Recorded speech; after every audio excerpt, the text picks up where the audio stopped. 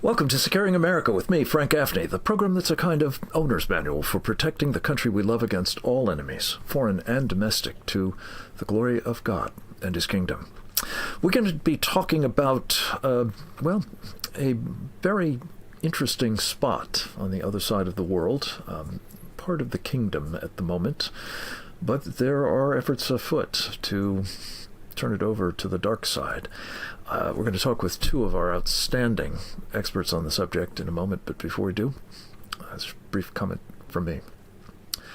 It's appalling that Sir Keir Starmer, the leader of a nation with the history of the once great Britain, is currently not simply groveling before China's communist Emperor Xi Jinping, he's actively appeasing freedom's mortal enemy.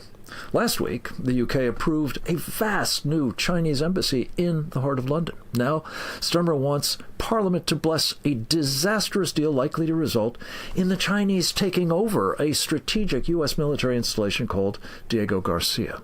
Dozens of influential British and American patriots are issuing today a powerful public statement opposing this unforced error of epic proportions.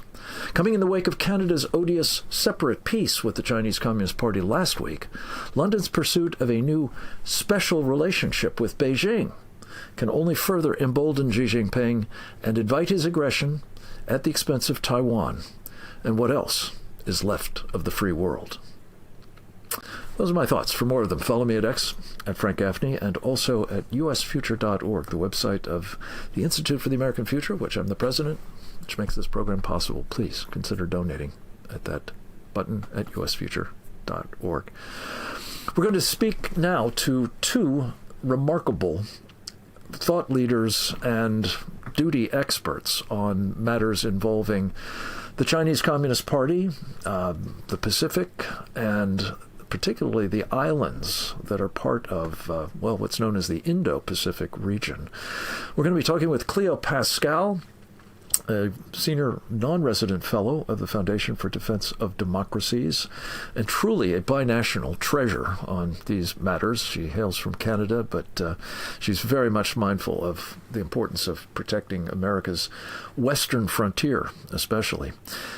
She's joined by Colonel Grant Newsham, United States Marine Corps retired, a man who also served in the Foreign Service and has been a businessman in the Pacific region for years. A member of our Committee on the Present Danger of China. I believe both of them are. We are proud to have them as such and believe that what they are able to share with us on the importance of Diego Garcia is what should be operating at the moment, both in London and here in the Washington, D.C. capital. Ladies and gentlemen, it's great to have you back. Welcome once again. I'm glad to be here, Frank. Thank you. Before we get into the drama that's taking place at the moment, both in London and in China for the moment, as well as here, let's level set a little bit on the importance of this speck of land in the wide ocean region known as the Indian Ocean. Diego Garcia, why is it of such strategic value? Let's start with you, Cleo.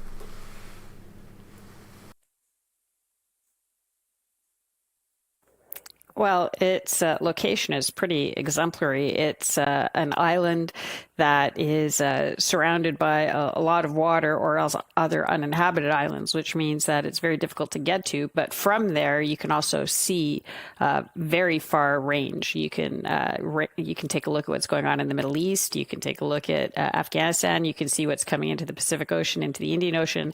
And its geographical features means that it has a port deep enough for an aircraft carrier. It can land strategic bombers. It can refuel nuclear submarines. So it really is the ideal base. You're on your own. It's very difficult to approach, but you can reach out and touch a lot of really bad parts of the world. To project power from it. Colonel, you, I suspect, have been there in connection with your past line of work in the United States Marine Corps, but certainly you know a lot about the grand strategy here. If that island were in the hands of the Chinese communists as a result of this deal that the Brits are trying to get approved in Parliament as we speak, What would be the implications of that, sir? Not only that it's no longer ours to project power with, but perhaps theirs. If this goes through, the Chinese would be able to eventually militarily and eventually politically dominate the Indian Ocean region. And they put the Indians in a very difficult position, but as a power projection platform, it's perfect for the Chinese to get. And I would also note from our perspective, this would be like losing Hawaii in terms of its military usefulness. So think of U.S. forces trying to defend, say, Taiwan or Japan and into the Pacific and not having Hawaiian bases. It's almost impossible to do. You'd have to go 8,000 miles almost to do just about anything. This is the only U.S. base in the Indian Ocean region, which does, as was noted, allow us to reach up into Iran if necessary, up into India and beyond to help them, to the east side of the Indian Ocean, to Africa. Without it, we have nothing. And it also serves as a linchpin between U.S. forces moving east to west around the globe. And there's no alternative to it. You cannot overstate the importance of it. To give that up voluntarily or to allow that to happen is insanity. And if the Chinese get it, as they eventually will, find some part of the globe where they have not put their eyes on it and established a presence and an influence, if they get that, we have put ourselves and our friends in immense danger, and we have basically given up our hopes of having any influence in that region as well. So, Cleo, if all of that's true, how is it that the Brits could possibly be surrendering this, and to whom are they surrendering it, and why would that translate, do you think, into the Chinese ultimately being able to exercise the kind of dominion that Colonel Newsom's just talked about?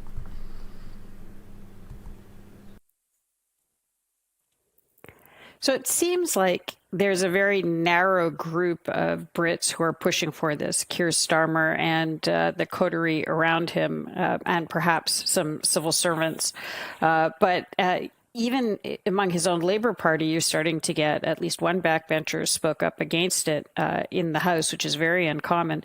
So it's not widely popular. And the more people learn about it, the more appalled they are, even in the UK. It was originally presented as a kind of human rights thing because the British forcibly and cruelly deported the Chagosians who were living on those islands in the end of the 60s and early 1970s in order to make way for the base, doing things like gassing their pets and cutting off medical support. I mean, it was really, the way they did it was very, very different than the way the U.S. handled similarly strategically important islands in the Pacific with domestic populations.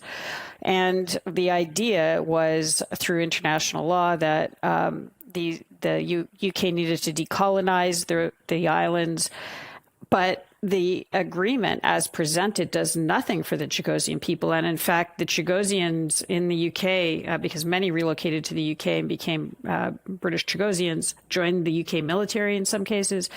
They've come out with a government in exile, and the leader of the government in exile is eloquently and passionately saying that they want the island to stay British. They want the base to stay there. They want to resettle some of the other islands, and they want the right to perhaps work on the base if they're looking for employees. But the idea of being handed over to Mauritius is, in fact, a recolonization of Colonel, there's one other peoples. aspect of this, just in 30 seconds, if you could touch on it, that the idea that the base must be nuclear-free under this deal as well. Well, that's part of it, too. The government of Mauritius has signed something called the Palindaba Treaty, which says that nuclear weapons will not be stored on Diego Garcia. And U.S. forces going through there sometimes have nuclear weapons. You may have a need to store them there as well. The British may... And we neither confirm nor deny that we're doing that, but it can be a problem if they say, well, we're not going to allow you to do it, even if you don't acknowledge it. We have to take a very short break. We'll be right back with more with Grant Newsom and Cleo Pascal on Diego Garcia and why it must remain not Chinese. Be right back.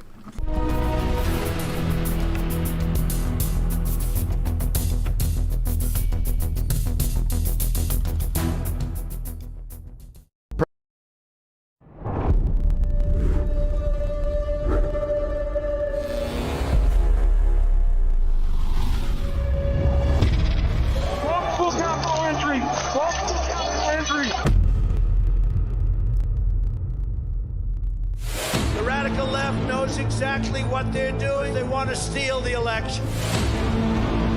We're going to walk down Pennsylvania Avenue, and we're going to the Capitol. They need to take back our country. Events in Washington have taken a violent and tumultuous turn.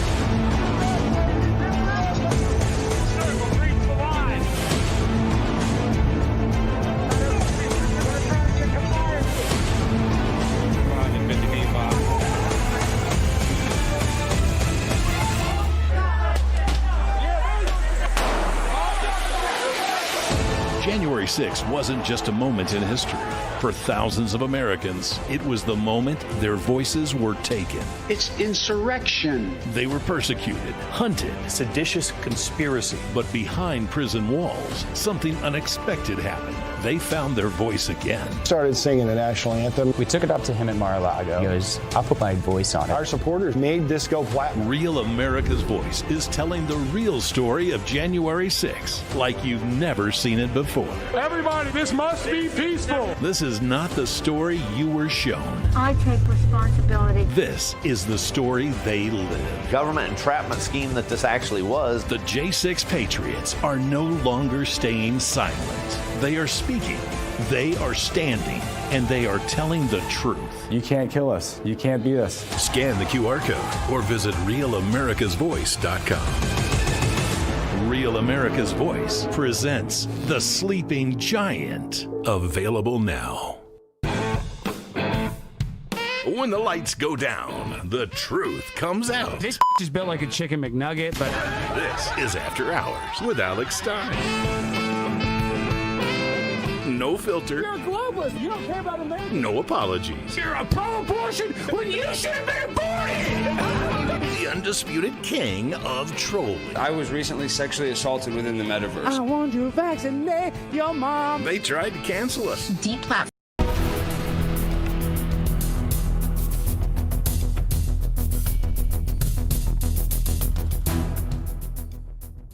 We're back, and so I'm very pleased to say our Cleo Pascal, the Foundation for Defense of Democracies, and Grant Newsham, of the Center for Security Policy. Grant is the author of a best-selling book, When China Attacks, a Warning to America. Grant, you were finishing a thought, and I had to interrupt you because of the vicissitudes of the clock. Finish what you were saying about the importance of our being able to maintain nuclear weapon storage capabilities on Diego Garcia if we need to. Sure. Well, nuclear weapons are a tool that sometimes you have to have. But the problem is that because of the Palindaba Treaty that Mauritius has signed, that prohibits having nuclear weapons really on Diego Garcia. So what is going to happen immediately is the government of Mauritius is going to raise objections. They're going to be egged on by the Chinese to make it very difficult for the Americans to operate on this ground of nuclear weapons. So as soon as you sign the treaty, you're setting yourself up for this sort of legal sort of nightmare that's coming your way, and that makes things very hard. Yeah.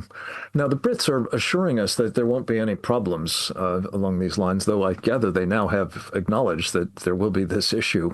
I know you were mindful as a student of history of some previous promises that British governments have made to other foreign peoples. Just a quick word on that, Grant, before we turn to what the Brits are doing at the moment. Sure, a little more than a student of history.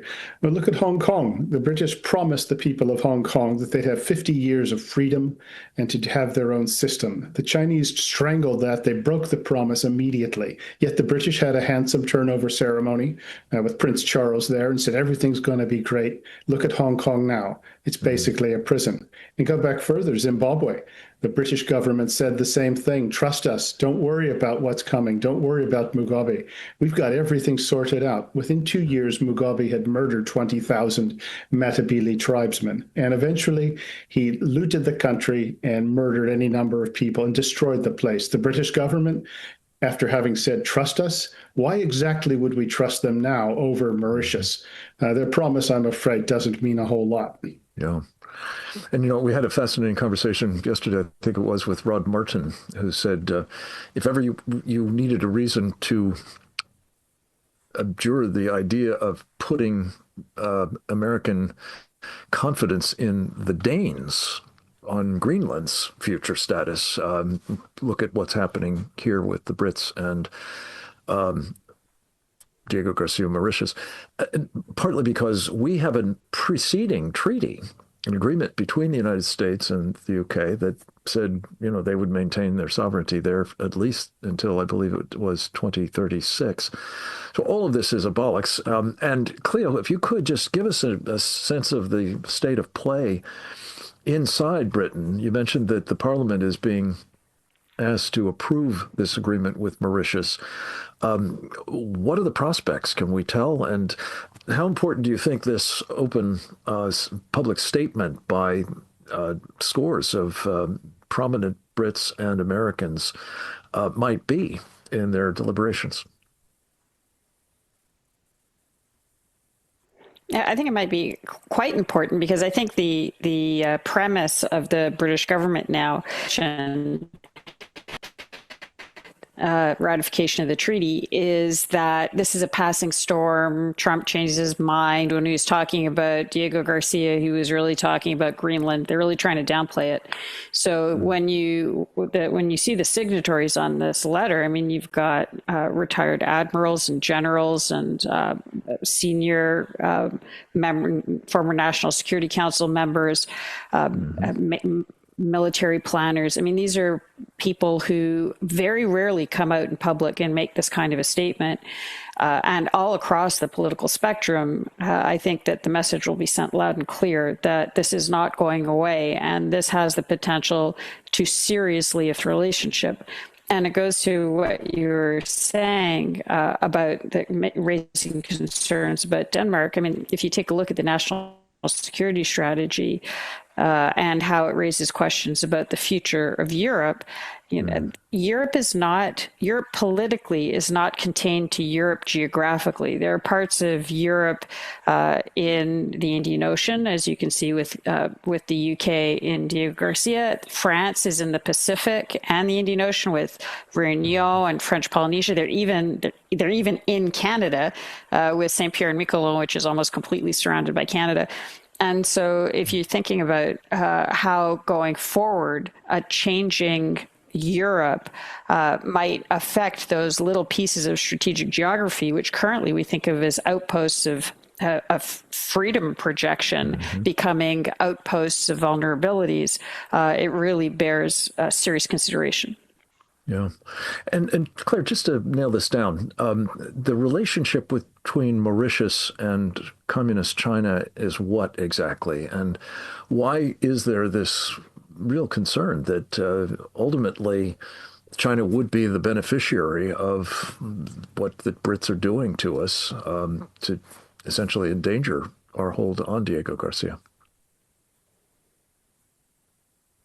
China's moving into Mauritius in the same way it moves into similar small, economically vulnerable countries with a rapacious elite.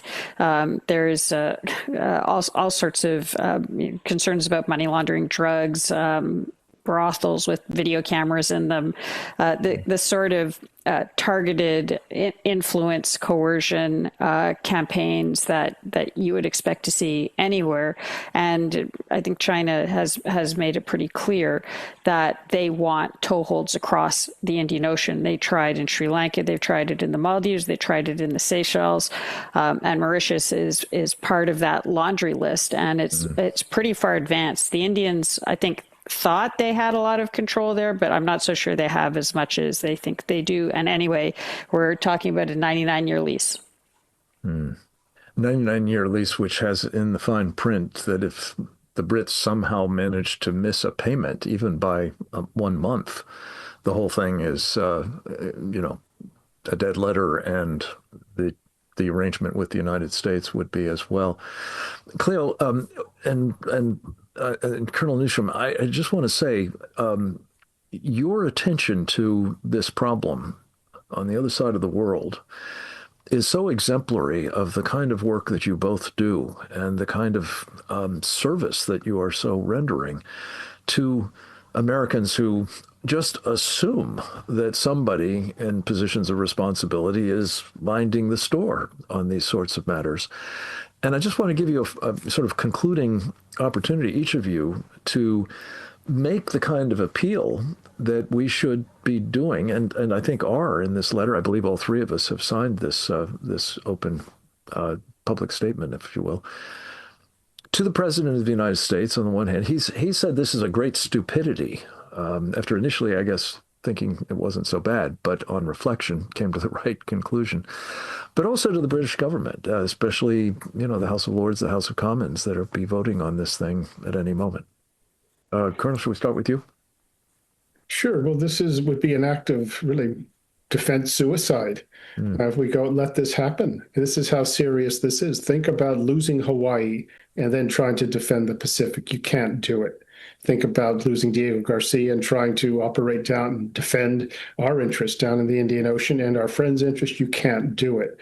Why would you voluntarily give up just an excellent piece of real estate that has served very, very well? And it served very well when the president went after Iran last June. Was part of the plan. So this is something that needs attention, needs to be stopped, and we have to somehow get over this idea that all the British are our friends. There are British who do not like us and prefer the Chinese system, and so defend America. Cleo, last 30 seconds. Yes, I think that this has been really damaging for U.S.-UK relations. I've personally had a senior British official give me inaccurate information on this, and the members of the Trump administration who were manipulated or lied to will not forget it. This was a very, very bad decision on the part of the Starmer administration. Yeah, perhaps endangering the very underpinnings of the special relationship. Thank you to you both. Come back with updates on all of this. I hope the rest of you will stay tuned. We'll be right back.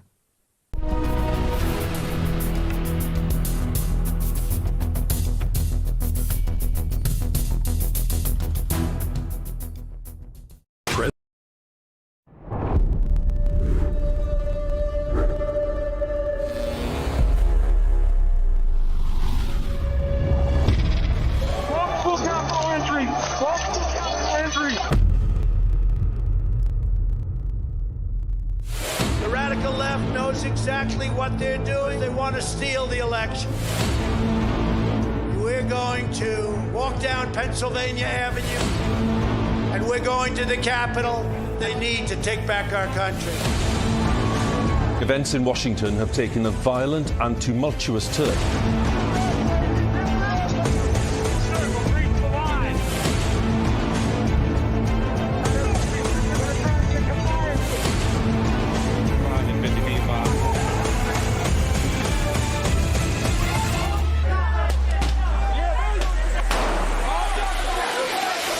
January 6th wasn't just a moment in history. For thousands of Americans, it was the moment their voices were taken. It's insurrection. They were persecuted, hunted. Seditious conspiracy. But behind prison walls, something unexpected happened. They found their voice again. Started singing the national anthem. We took it up to him at Mar-a-Lago. He goes, I'll put my voice on it. Our supporters made this go platinum. Real America's Voice is telling the real story of January 6th like you've never seen it before. Everybody, this must be peaceful. This is not the story you were shown. I take responsibility. This is the story they live. Government entrapment scheme that this actually was. The J6 Patriots are no longer staying silent. They are speaking, they are standing, and they are telling the truth. You can't kill us. You can't beat us. Scan the QR code or visit realamericasvoice.com. Real America's Voice presents The Sleeping Giant. Available now. When the lights go down, the truth comes out. This is built like a chicken McNugget, but... This is After Hours with Alex Stein. No filter. You're a globalist. You don't care about America. No apologies. You're a pro-abortion when you should have been aborted. The undisputed king of trolling. I was recently sexually assaulted within the metaverse. I want to vaccinate your mom. They tried to cancel us. Deep platform.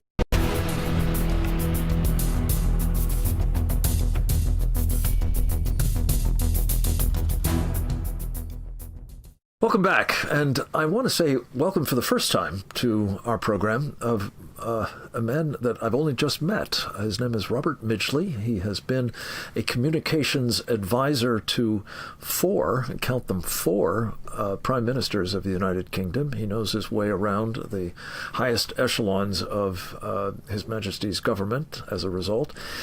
He is these days, however, here in the United States doing a very important charitable work as the spokesman for Friends of the British Overseas Territories, one of which is the one we've been talking about with Grant Newsham and Cleo Pascal, namely Diego Garcia in the Chagos Islands.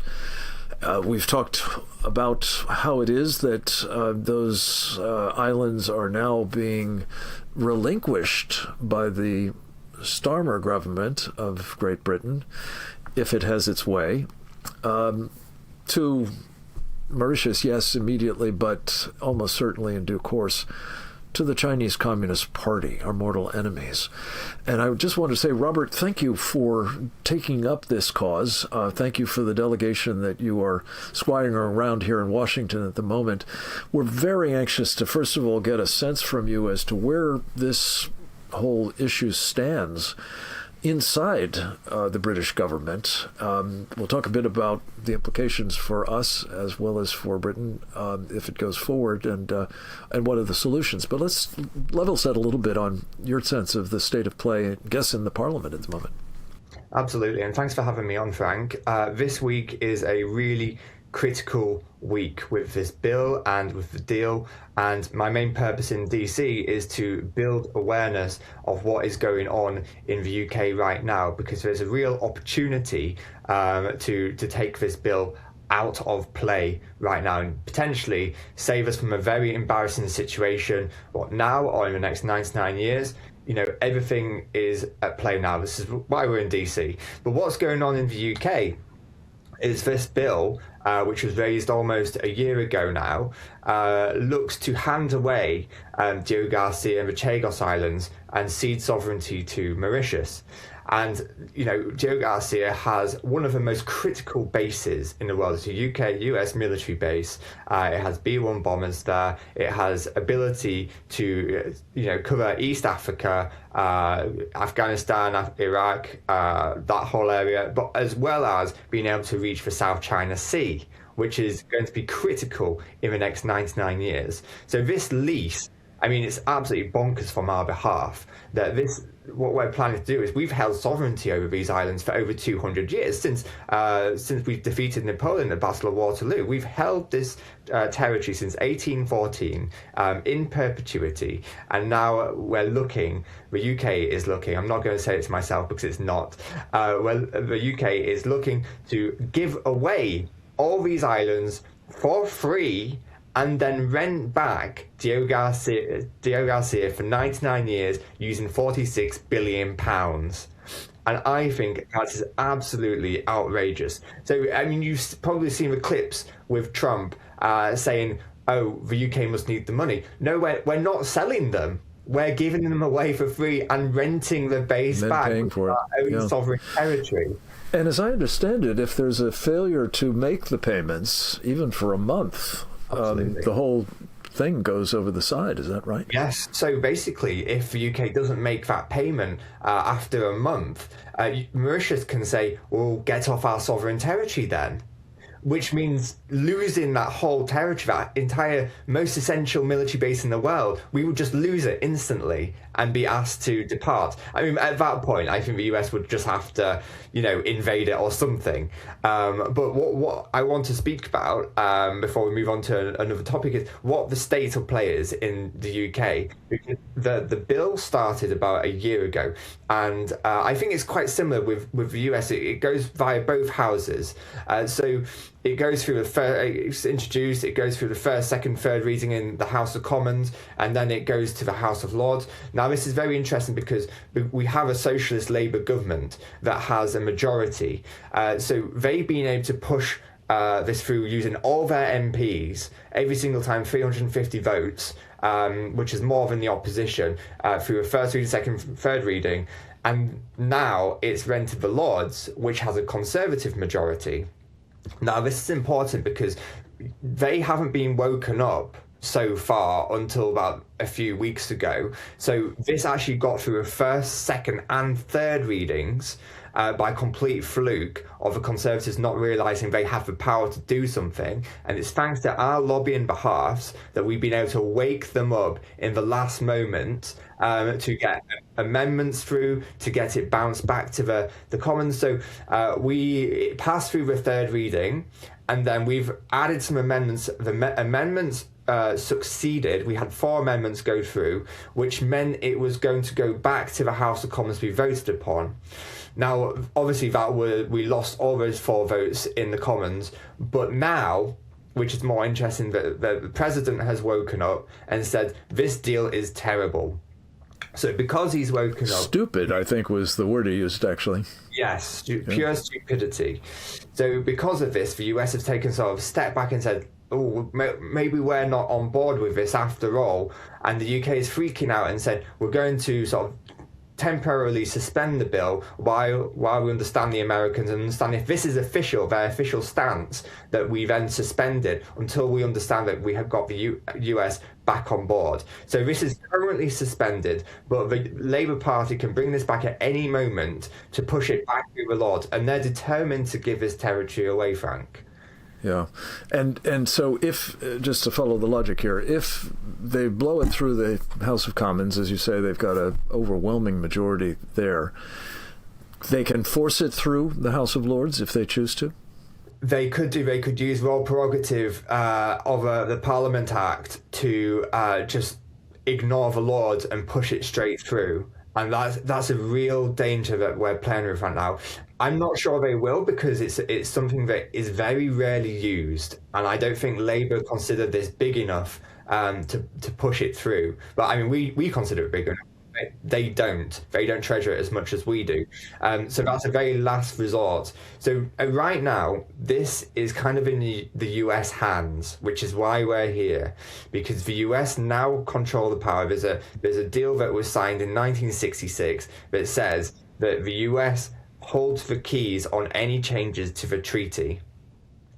And also there's another part to it that says it requires 2 years to make any changes to that treaty. Now, obviously, the Socialist Labour government is trying to force this through within a few weeks, and that is not 2 years. Go on. Robert, the arrangement, as I understand it, is supposed to apply until 2036 as well. That's is the that right? current lease. That's not the treaty or the arrangement, that's the current lease. And they are also just renewed a lease a few years ago. I think it was 2020 they renewed a lease as well. But this is, the US sees this as so critical that lease will go over at 2036. It will be renewed without any second of a doubt. Right, but it may be upset fatally by this effort moment. So give us, in 2 or 3 minutes we've got left, as clear a call to action as you can on this side of the pond in particular, sir. Look, what we need right now is the US to put in formal writing that this needs to be withdrawn. We need the State Department, we need people in the White House to put it into writing that they withdraw their support, and this bill needs to be taken off the table completely. This is too much of a security threat. I found out yesterday that, Mauritius has now said that nuclear weapons are now not able to be stored on Diego Garcia. This is huge, because this is part of the Pendalimdaba Treaty. And who is a co-signatory of that? It's China. China has said they've done an action plan to say that they want to inspect sites with potential nuclear weapons. That could mean China could be inspecting nuclear weapons on Diego Garcia. And there's a second point of this, because if a war breaks out in the South China Sea, you can't depend on Guam, for example. You can't depend on military bases east of China, because they are in range of Chinese missiles, but Diego Garcia isn't. And if you look at the B-1 bomber range, it's about 7,500 miles. Now, Diego Garcia is 3,800 miles from Taiwan, for example. So there's enough range for B-1 bombers to go there and back from Diego Garcia without being hit. This is really essential. So you've got the South China Sea aspect, and you've got this inspection aspect as well. If that isn't enough for the US to turn around and say this deal is not compatible with the security of the world, then that needs to happen. So the president and Secretary Rubio had previously been, it seems, favorably disposed to this deal. They now have seen the light. The president has said it's a great stupidity. What are the prospects as you see it now, with your good efforts, of course, and a new letter, public statement, I guess is what it's being called, by scores of prominent figures on both sides of the pond, urging the president to do what you're saying? Do you think that's likely to happen? And if not, what can we do now to intensify the likelihood of it? Look, the president has said what he thinks, and then that's caused a domino effect into how this policy should change. So now we have the policy experts in the White House, we have the advisors who are holding the pen on this. Like I said, we need that formal letter to now go through to the UK government to say a formal withdrawal. So that is the next step. A real danger right now is, say, the embassy or the foreign office from the UK is trying to persuade them around using legal text. But we need to make them aware that there's a defence to all those legal texts. There's exemptions. They will cite the electromagnetic spectrum is at risk. We need to say there will be an exemption, a military exemption to Article 48 that pulls it out. All right. There's a lot of detail here. We have to have you back for more explication of it, but we want to make sure that people understand we must say no to this deal, and right away. Thank you, Robert Midgley. Come back to us with updates, sir. God bless. We'll be right back, folks.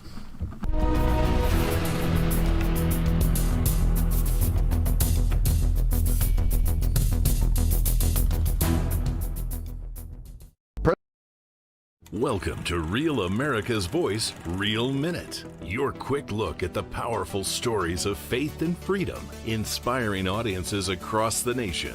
Angel Studios presents. I'm Bo Davidson with your Real America's Voice, Real Minute. Did you ever wonder what truly happened in the COVID-19 pandemic and whether Anthony Fauci would ever be held accountable? I think we all have. Filmmaker Jenner First has an upcoming documentary that searches for truth, transparency, and accountability called Thank You, Dr. Fauci. Governments lie.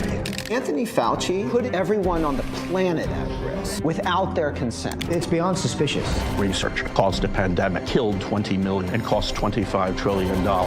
Fauci would prefer a lie.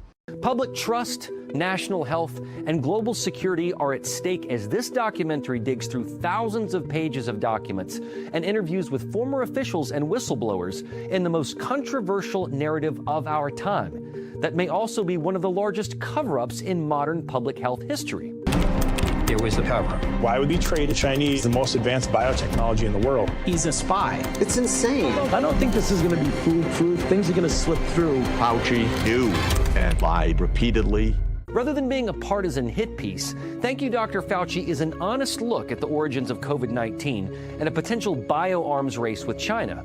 It streams exclusively on Angel Studios app and site starting on October 23rd. And all you need to do is go to angel.com/Rav to stream it. So be ready to watch, question, and share as the quest for truth and accountability continues.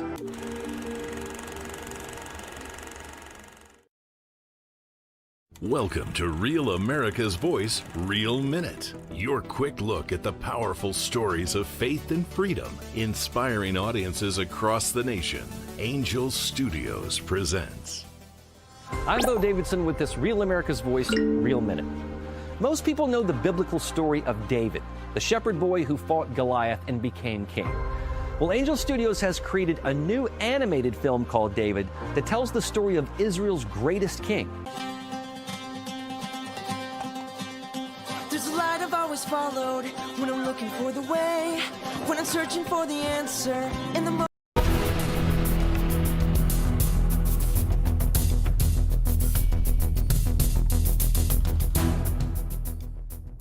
We're back, and I'm delighted to say so is Rabbi Pesach Wolicki, one of our most important contributors from the Middle East, talking usually about what's going on there, but sometimes what's going on here that bears upon what will happen in the Middle East. He is, of course, the executive director of Israel 365 Action, where he produces a torrent of very important video newsreels, I guess one might call them, updates on developments that we here in the United States, as well as elsewhere around the world, need to be apprised of. He is also a podcaster. He co-hosts Shoulder to Shoulder. He is a columnist for the Jerusalem Post and a partner frequently in our Victory Coalition briefings and other projects, and we're very proud always to have him with us. Rabbi, welcome back. It's good to have you at a time such as this, my friend. Thank you, Frank. It always seems like the news cycle is exploding on us. It's just giving us something to talk about. Yeah. I consider it a blessing in a fashion. Let's talk about Gaza first and foremost. Sure. Congratulations to Israel in the recovery, finally, of the last human remains of the last hostages. This is obviously important in a humanitarian and moral sense, but it also is supposed to trigger the next phase of President Trump's 20-point peace plan. And there are several aspects of that phase that are problematic, and I wanted to get your take on how you see things developing going forward from here. Well, Frank, it's interesting that you say that this is supposed to trigger phase 2, which is how the whole world is interpreting it, and certainly how those forces around President Trump who want to move on to phase 2 are interpreting it. Problem is that if we look at the 20-point plan of President Trump's, and it's important to note that the terms phase 1, phase 2 don't appear in that plan. It's not like there's a clearly delineated, this is phase 1, this is phase 2. And why is that important? Because the opening clauses of the plan do talk about what has to happen first and what has to happen next. And the disarming of Hamas, the complete dismantling, it's more than disarming. The removal of Hamas as both a governing and military body is also part of, quote unquote, phase 1. It's part of the beginning, meaning, when I say phase 1, meaning it is written into the plan as the prerequisite for moving on to reconstruction, for bringing in international stabilization force, and certainly for Israeli withdrawal from what's called the yellow line, the internal perimeter that Israel has been has been holding, the positions Israel's been holding, which essentially put about 53%. They put 53% of the Gaza Strip under Israeli control. Most of the population is under Hamas control.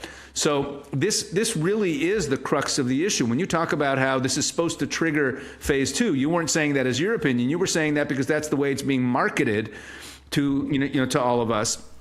Frank, among others, by I think the United States government, if I'm not mistaken. Frank, you and I have been talking for 2 years, more than 2 years, about one particular point that now comes to a head.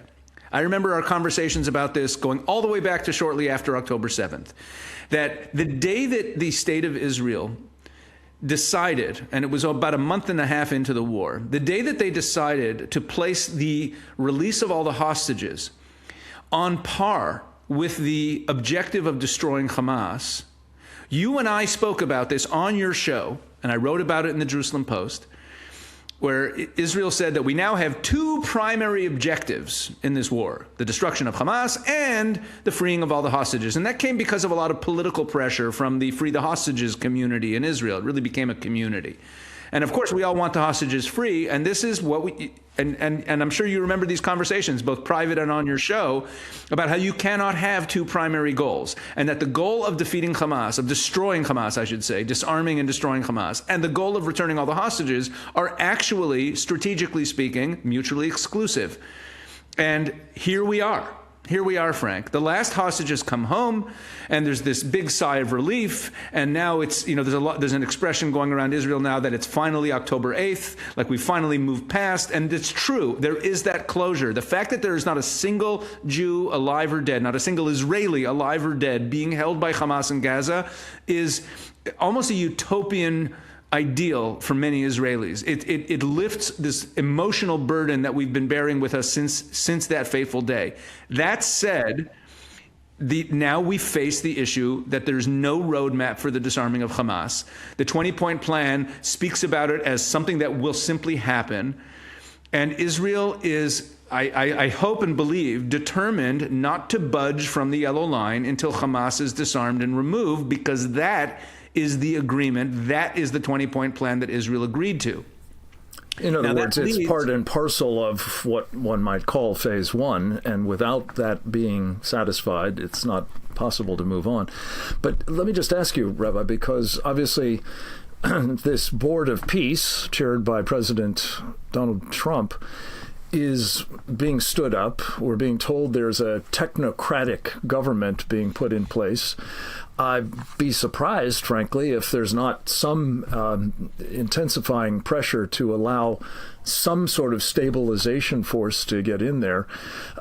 Your sense that the Israeli government is going to hold fast on this precondition, which I think is not only eminently sensible, but absolutely necessary, depends, it would seem, on something that has been a big factor in everything that's preceded it, namely the relationship between President Trump and Benjamin Netanyahu, and therefore the relationship between the United States and Israel. Walk us through that quickly. We've got 45 seconds before a break. Well, I'm not sure that that's the main thing that it depends on, because from the Israeli side, there is no way that Prime Minister Netanyahu can save face or have a political career or have a legacy to speak of if the Israeli troops start withdrawing from the yellow line before Hamas is disarmed. So there could be a move to bring in some foreign forces as an international stabilization force. But does anyone think that they're going to walk into the Hamas side of the Gaza Strip without Hamas being disarmed? And certainly, does anyone think they're going to take away their weapons? And the Israelis will not budge on this. I'm quite certain of it. All right, let's put some money on that, because it's a very, very important proposition. Oh, yeah. Well, let's take a short break. We'll be right back, and we're going to turn to the other big unsettled question in the Middle East, Iran, with Rabbi Pesach Wilicki. Stay tuned.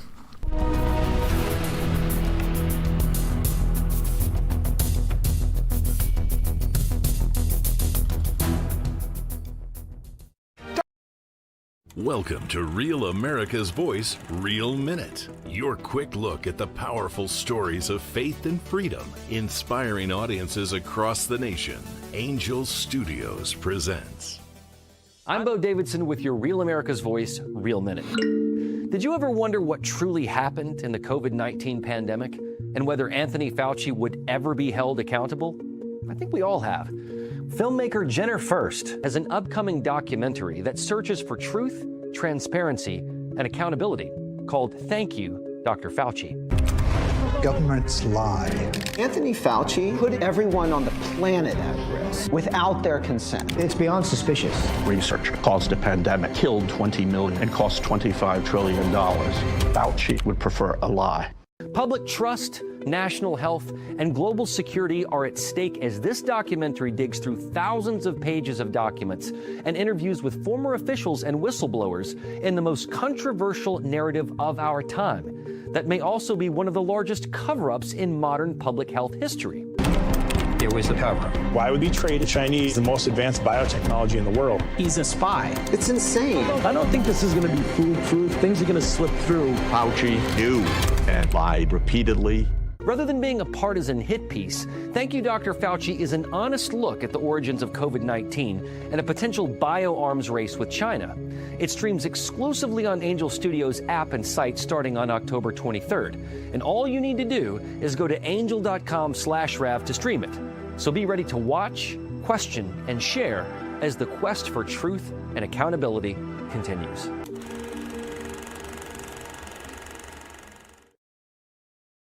Welcome to Real America's Voice, Real Minute. Your quick look at the powerful stories of faith and freedom, inspiring audiences.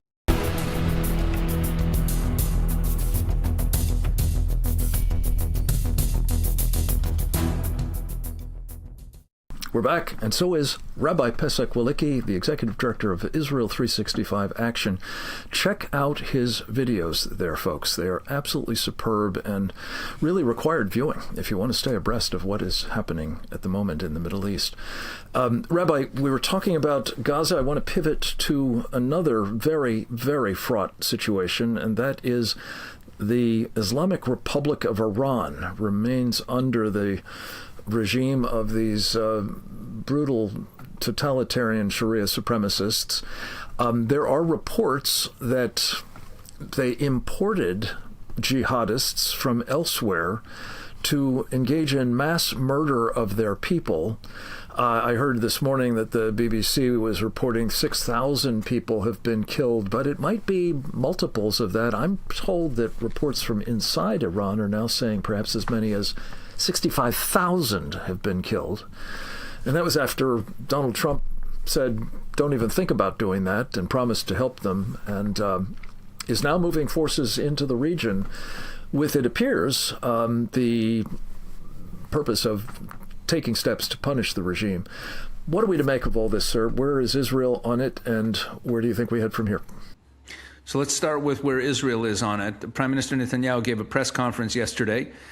He made a statement about this, and the Iranian regime has been threatening that if the U.S. attacks, it will retaliate by attacking Israel. So Prime Minister Netanyahu responded to that by saying that if Iran chooses to make that mistake and attack Israel, they will suffer a blow that is even beyond what they could imagine. He also made a point of saying that Israel is not going to make its decisions based on what the U.S. decides. That the U.S., his exact words were, President Trump will decide what the U.S. will do, but we will make our own decisions.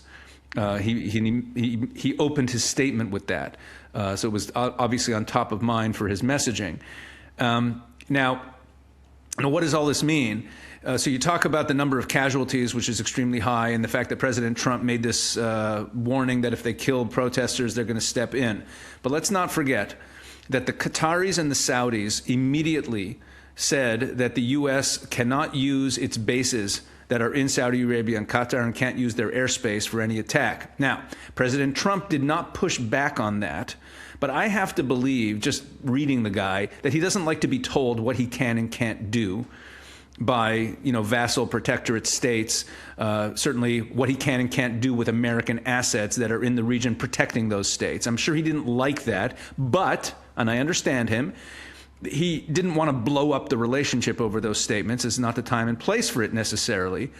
And that's when we started seeing all these other assets moving into the region, including the Abraham Lincoln aircraft carrier, which has F-35s on it, moving into the region, and many other assets, American military assets moving into the region. Now, also congruently, President Trump was told he was told that the Iranians had held off on executing people, and the killing has stopped. Remember, President Trump said that, and he said, we're checking in that. It now turns out that it was none other than our good buddy Steve Witkoff who relayed that message to President Trump, and it was relayed to Witkoff by Masoud Pezeshkian, the president of Iran. In other words, Witkoff again was the bagman for the Islamists trying to keep President Trump from attacking them.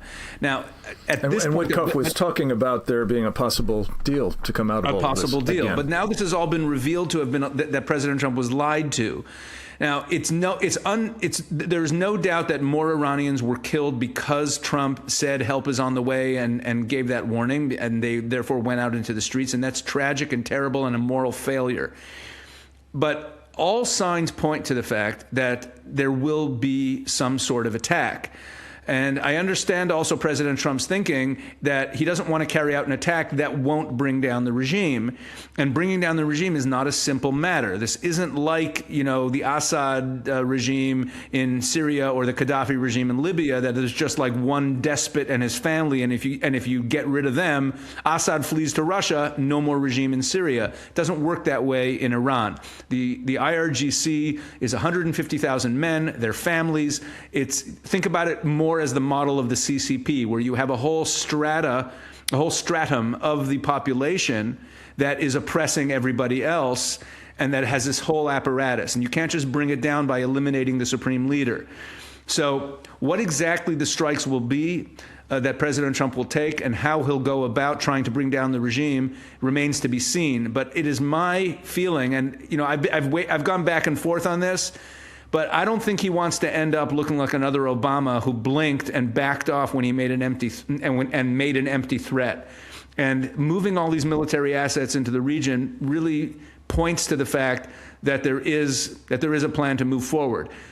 Israel will not sit on its hands. Okay, and that's what Prime Minister Netanyahu was saying when he said we're going to make our own decisions independent of what the United States is doing. So this is still all the calm before the storm, Frank. It must be noted that the U.S. Central commander was in Israel the other day. 2 days ago, yeah. And I think it's not unreasonable to assume that what was being discussed were the plans of the respective parties. So while Israel's actions should not depend on the decisions of the United States, and even the timing of them, it is obviously desirable if there is going to be a strike that this be orchestrated in concert, no? Oh, for sure there's coordination. There's certainly coordination. I'm just saying there's and we've seen this develop over the course of the last 2 years, Frank, that there's increasingly Israel has been willing to act alone. And even in defiance of the United States. We saw that with the admittedly failed strike in Qatar. We saw that with Israel's moves to protect the Druze and Kurdish communities in Syria, that was and airstrikes in Syria that the United States was opposed to. We saw it with the Hamas guys who were stuck in a tunnel in Rafah, and the U.S. was pressuring Israel to let them out without their weapons, and Israel said no, they can either die or get arrested, and Israel ended up killing them all. There's been a number of signposts where we see Israel making its own decisions in defiance of U.S. policy, quietly, politely. We're not trying to blow up the relationship, and there's certainly coordination. I'm just saying that when I as a professional observer of Prime Minister Netanyahu, if I could call myself that, when he steps up to the mic and the opening words out of his mouth are, the U.S. will decide what it wants to do, and Israel will decide what it wants to do. I think he's making a point. I think he's making a hugely important point, and we hope that he will be acting upon it for both of our countries' sake to finish off this regime in Tehran. Bless you, Rabbi Pesach Wilecki. Come back soon, if you would. Hope the rest of you do the same next time. Until then, that you'll go forth and multiply.